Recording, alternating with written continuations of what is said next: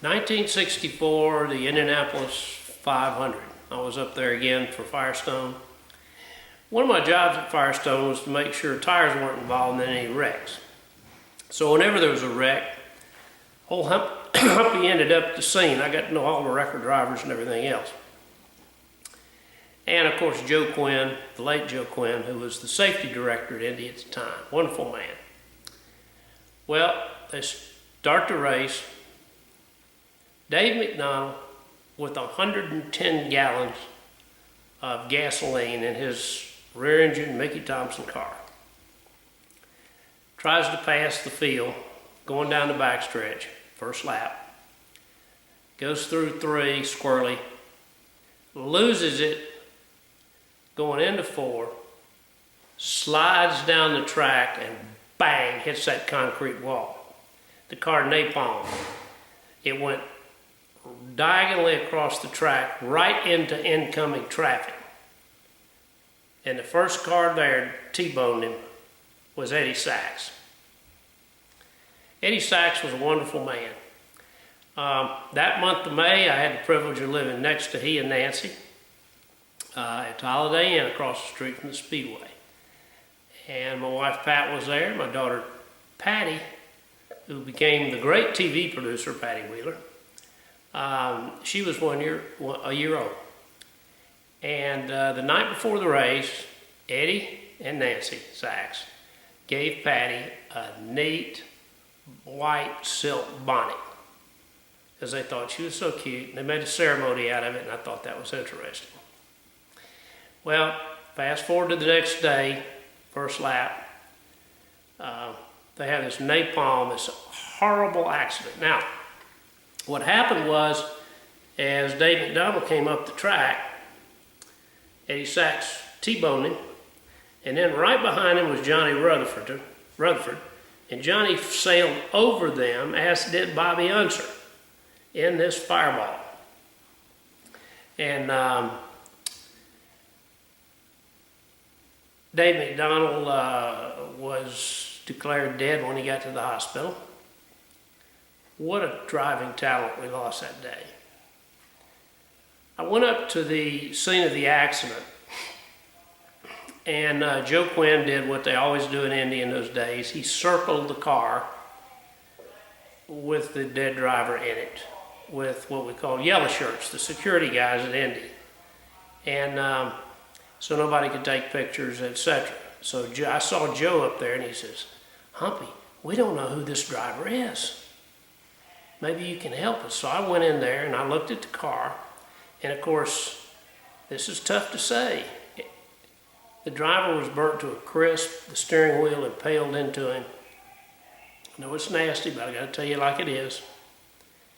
I looked at the car, and I saw finned oil coolers on the left side. Now, Eddie had the only car in the field with finned oil coolers on it, that type. There were other cars that had them, but that type, I knew it was Eddie Sachs. I said, "Joe, it's Eddie Sachs." And of course, Eddie Sachs and Joe were good buddies, and he could not believe it, as I couldn't. Turned out that's exactly who it was. Meanwhile, the interesting part about it is all the cars stopped on the backstretch in the third turn. A.J. Foyt, Parnelli Jones, Roger Ward, all those guys that were not in the wreck. They weren't sure exactly what happened. There were no radio communications in those days. And so they just parked back there. They knew it was horrible because the race was stopped so long. It was a terrible day at Indianapolis. 2 drivers killed, Dave McDonald, young, up-and-coming, great young race driver,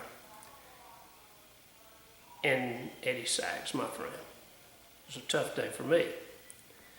I was livid afterwards because I could not believe that those people allowed those cars to race at the Indianapolis Motor Speedway. I didn't like that. I went back. Raymond Firestone was chairman of Firestone Tire and Rubber Company, was back in the garage area where the Firestone operation was. Bill McCrary, the late Bill McCrary, who at the time was director of racing, who I later succeeded. They were devastated. We talked. And that day, as bad as it was, prompted Firestone to do something to solve that problem. The original idea was to rubber coat the walls, kind of a grand softball idea. But what changed the whole deal was the fuel cell. And the fuel cell was a World War II innovation. A guy at Firestone in the Coated Fabrics division came up with the idea. Planes were being out in the South Pacific, the F-6F Hellcats, the F-4U Corsairs, the P-51 Mustangs, which were mostly in the European campaign, etc. One of the problems with them is they get shot in the wings, and if it did not have a lot of gasoline in it, there were vapors, and it was those sparks and those vapors that blow the wings off.